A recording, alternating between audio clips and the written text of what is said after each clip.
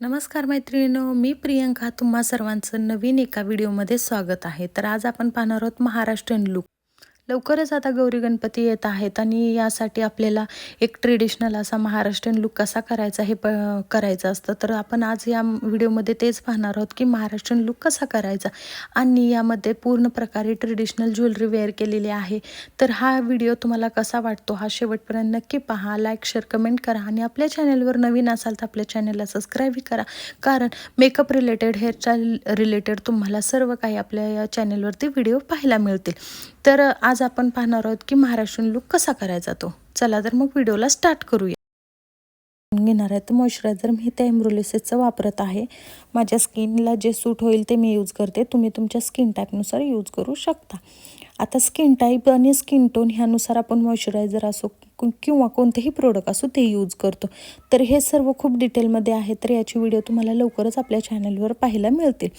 तर आता इथे मॉइश्चरायझर मी प्रॉपर ऑब्झर्व करून घेणार आहे. ब्रशने ॲप्लिकेशन करत आहे मी, त्या हँड्स वापरत नाही आहे.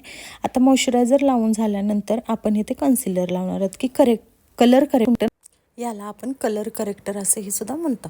आता कन्सिलर ॲप्लिकेशन करण्यासाठी मी इथं माझ्या अंडर आय एरिया जे माउथच्या साईडने आहेत डार्क सर्कल्स ते पूर्ण कवर करून घेणार आहे. म्हणजेच की ओव्हरऑल फेसवरती मी ॲप्लिकेशन करणार आहे. माझ्या फेसवरती खूप सारे डार्क पॅच दिसत आहेत, त्यामुळे मी ते पूर्ण कवर करायचा प्रयत्न करते. आणि जे कन्सिलर आपण यूज करणार ते आपल्या स्किन टोनपेक्षा खूप फेअर पण घ्यायचं नाही आणि खूप डार्क पण घ्यायचं नाही, मीडियम असं घ्यायचं, जेणेकरून आपल्या स्किन टोनला ते व्यवस्थित मॅच होईल. आणि त्याच्यानंतर आपण जे फाउंडेशन किंवा जे काही प्रोडक्ट यूज करणार आहेत ते बरोबर आपल्या स्किन टोनला इक्वल होऊन जाते. त्यामुळे मी त्या अशा प्रकारे कन्सिलर ॲप्लिकेशन छोट्या ब्रशने घेत आहे. नंतर जो आपला गळा आहे, नेक एरिया, त्यालासुद्धा मी थोड्याशा मोठ्या ब्रशने अप्लाय करून घेत आहे. आणि अप्लाय करताना मी त्याला तिथे ब्लेंडिंग करत आहे, कारण की ब्लेंडिंगमध्ये जर आपण प्रोडक्ट लावले तर जास्त असे पॅच पडत नाही आहेत. त्यामुळे मी ते ब्लेंडिंगमध्ये अप्लाय करून घेत आहे. मी फेसवरती पण त्याच ब्रशने एकदा ब्लेंडिंग करत आहे आणि नंतर मी त्याला ब्युटी ब्लेंडरने सेट करून घेणार आहे. आता ब्युटी ब्लेंडरने सुद्धा मी टॅप मोशनमध्येच करत आहे, जास्त काही प्रेस करत नाही किंवा असं खेचलंही जात नाही. टॅप करत मी पूर्ण ब्युटी ब्लेंडरने फेसला ओव्हरऑल ब्लेंड करून घेणार आहे. आता त्याच्यानंतर मी फाउंडेशन वापरला आहे. मी जो ब्रश ब्लेंडिंगसाठी यूज करत होते तोच ब्रश मी इथे फाउंडेशन ॲप्लिकेशनसाठी आणि ब्लेंडसाठी वापरते. आता तुम्ही पाहू शकता मी इथे फाउंडेशन लावताना ब्लेंडिंग मोशनमध्ये यूज करत आहे, की जेणेकरून नुसतं अप्लाय करत नाही आहे, की ब्लेंड करत करत मी फाउंडेशन अप्लाय करणार आहे. आता इथे मी मॅकचं आणि नार्सचं असे दोन्ही मिळून फाउंडेशन वापरत आहे. तुम्ही पाहू शकता मी थोडी क्वांटिटी कमी पडली, त्यामुळे नंतर अजून थोडी घेतली. आणि जेवढी आपल्या स्किनला गरज आहे फेसवरती अप्लाय करण्यासाठी तेवढंच तुम्ही तयार करायचे आहे, एक्स्ट्रा करायचं नाही आहे. नंतर मी इथे थोडंसं लाईट म्हणजे फेअर स्किन टोनचं जे कन्सिलर राहतं त्याच्याने हायलाईट करून घेणार आहे. पण हा क्रायलॉनमधला शेड आहे, शेड नंबर 38 नंबरचा आहे क्रायलॉनचा. मी जे हायलाईट पॉईंट असतात तिथे मी हायलाईट करून घेतला आहे आणि त्याला नंतर छोट्याशा मिनी ब्लेंडरने ब्लेंड करून घेणार आहे. आता प्रॉपर ब्लेंडिंग करून घ्यायचे आहे. जे आपलं ॲप्लिकेशन केलेले आहे त्या ठिकाणी तुम्ही व्हिडिओमध्ये पाहू शकता, मी जास्त प्रेसमध्ये नाही करत, खूप अलगद तुम्ही असं ब्लेंडिंग करून घ्यायचं आहे. आता अंडर आयला नेहमी कधी पण ब्लेंडिंग करताना तुम्ही असं वरच्या साईडला बघूनच ब्लेंडिंग करा, जेणेकरून तुमचे जे रिंकल्स असतात ते खूप चांगल्या प्रकारे सेट होतात. आता आपण पावडर ॲप्लिकेशन करून घ्यायचे. पावडर ॲप्लिकेशन करताना सुद्धा आपण टॅप मोशनमध्ये करायचं आहे, ब्लेंडिंग मोशनमध्ये कोणतेही प्रोडक्ट ॲप्लिकेशन करायचं नाही आहे. आता इथे मी काउंटरिंग आणि ब्लशर करून घेत आहे. काउंटरिंग करण्यासाठी मी फेसला असं माउंट करून घेतलं आहे आणि जे माझे कट करण्याचे जे पार्ट आहेत, जे म्हणजे चिक साईडला वगैरे, मी त्याप्रकारे माझे कॉन्टरिंग करून घेणार आहे. आता मी नोजला पण कॉन्टरिंग करणार आहे, कारण की आपले फेस खूप शार्प दिसतो कॉन्टरिंग केल्यानंतर, त्यामुळे आपण कॉन्टरिंग करायचे आहे. आणि कॉन्टरिंग करण्यासाठी तुम्ही कोणताही असा ब्राऊन शेड यूज करू शकता किंवा क्रीम प्रोडक्टसुद्धा यूज करू शकता, पण मी इथे पावडर प्रोडक्ट यूज करत आहे. आता मी ते नोजला कॉन्टरिंग करण्यासाठी छोटा ब्रश वापरला आहे आणि फेसवरती मोठा. आता ब्लशर वगैरे ॲप्लिकेशन करून घेतल्यानंतर मी त्या आय मेकअपला स्टार्ट केलं. आय मेकअप स्टार्ट करण्यासाठी मी ते टू फेसचं कन्सिलर यूज करत आहे लिक्विड, आणि त्याला पूर्ण मिनी ब्लेंडरने ब्लेंड करून घेता. आता डोळ्याच्या वरती मेकअप ज्यावेळेस तुम्ही करता त्यावेळेस नेहमी छोटा ब्लेंडरच यूज करा, मोठा ब्लेंडर तिथे बसत पण नाही आहे, आणि जेणेकरून तुम्ही ॲप्लिकेशन सहज पद्धतीने करू शकता. आता त्याला पण जे क्रीम जे लिक्विड प्रोडक्ट राहतात त्याला आपण नेहमी पावडरने सेट करून घ्यायचं, नंतरच आय मेकअपला स्टार्ट करायचं आहे. कारण की क्रीज लाईन येऊ शकतात आणि तुमचा आय मेकअप खराब दिसतो. आता इथे मी आय मेकअप खूप सिम्पल आणि कोणत्याही लुकवरती जाईल असा करत आहे.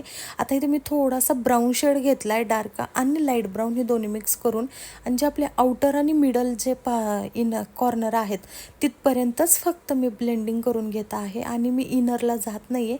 आणि ज्या ब्रशने ॲप्लिकेशन करून घेतलं ते ब्लेंडिंगमध्ये केलं आणि नंतर एक क्लीन ब्रश घेतला आणि त्याला प्रॉपर जे हार्श लाईन राहतात ते ब्लेंड करून घेतले आणि इथं फिंगर्सने शिमर यूज करून घेत आहे.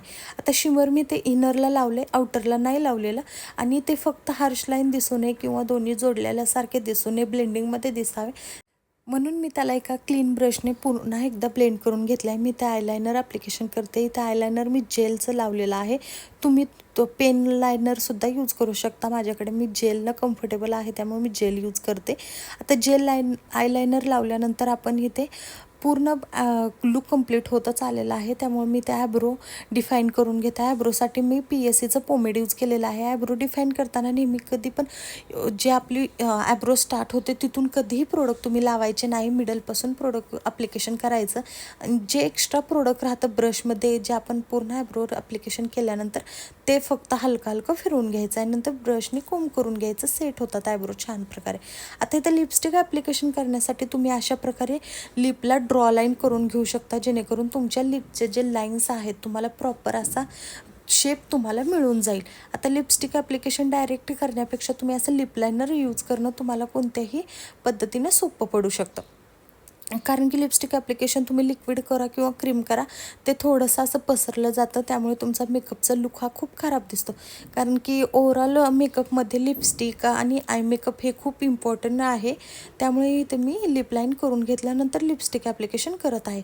लिपस्टिक इथे मी ब्रशने ॲप्लिकेशन करणार आहे. लिक्विड लिपस्टिक वापरले आहे शोलोची, आणि त्याच्या आता इथे मी थोडासा वेगळा इफेक्ट देण्यासाठी इथे कन्सिलर घेतला आहे. जे कोणतंही फेअर किंवा डार्क तुम्ही जे तुम्हाला हे वाटेल ते कन्सिलर कोणत्याही प्रकारचे घेऊ शकता आणि त्याला असे मिडल लिपमध्ये अप्लाय करून असं ब्लेंडिंगमध्ये करू शकता, जेणेकरून तुमच्या लिपस्टिकचा लुक खूप छान दिसेल. आणि तुम्ही पाहू शकता मी आधी ॲप्लिकेशन केले लिपस्टिक आणि नंतर खूप छान दिसते आणि ते खूप हार्श लाईनसारखे दिसू नये म्हणून त्याला मी एकदा लिपस्टिकचा फक्त क्लीन ब्रश घेऊन त्याला ब्लेंड केलेला आहे. आता इथे मी मस्कारा यूज करत आहे. अप्पर लॅश लोअर लॅश दोन्हीला सुद्धा आपण मस्कारा यूज करून घ्यायचा आहे. मस्कारा यूज करून झाल्यानंतर आपला इथे लुक कंप्लीट होतच आलेला आहे. इथे मी काजळ लावून घेते वॉटरलाईनला, आणि नेहमी काजळ ॲप्लिकेशन केल्यानंतर तसेच सोडून देऊ नका. त्याला अंडरलाईन जे राहते आपली तिथे थोडासा लाईट ब्राऊन किंवा डार्क ब्राऊन शेड घेऊन असं ब्लेंडिंग करून घ्यायचं आहे. आता इथे मी पूर्ण फेसवरती एकदा ब्रश क्लीन करून घेत आहे, म्हणजे जे काही एक्स्ट्रा प्रोडक्ट राहतात ते सर्व निघून जावे म्हणून एकदा फक्त क्लीन ब्रश होता माझा, काय कोणत्याही प्रकारचे प्रोडक्ट न घेता मी फेसवरती फिरवून घेतलेला आहे. आता इथे हायलायटर ॲप्लिकेशन करून घ्यायचं आहे, कारण की आपला लुक कंप्लीट झालेलाच आहे. मी ते चंद्रकोर टिकली पण लावून घेतले, कारण की महाराष्ट्रीयन लुक करत आहोत, तर चंद्रकोर टिकलीने हा लुक खूप छान दिसतो आणि कंप्लीट विदाऊट चंद्रकोर टिकली हा असा कंप्लीट होणारच नाही आहे लुक. तर तुम्ही पाहू शकता व्हिडिओमध्ये की आपलं लुक कंप्लीट झालेला आहे आणि मी इथे सिंपल असा बन क्रिएट केलेला आहे आणि ठुशी, कोल्हापुरी साज, नथ, पूर्ण टिपिकल महाराष्ट्रीयन लुक असा क्रिएट करण्याचा प्रयत्न केलेला आहे. जर तुम्ही हा व्हिडिओ इथपर्यंत पाहिला असेल तर धन्यवाद, आणि तुम्हाला हा व्हिडिओ आवडल्यास तुमच्या मैत्रिणीसोबत नक्की शेअर करा, कारण आपल्या चॅनेलवरती तुम्हाला मेकअप रिलेटेड खूप सारे असे व्हिडिओ पाहायला मिळतील. आणि तुम्हालाही मेकअपमध्ये इंटरेस्टेड असेल तर आपलं चॅनेल जास्तीत जास्त शेअर करा, आणि चॅनलला सबस्क्राईब केलं नसेल तर चॅनलला सबस्क्राईब करा. धन्यवाद. चला तर नेक्स्ट व्हिडिओला भेटूया.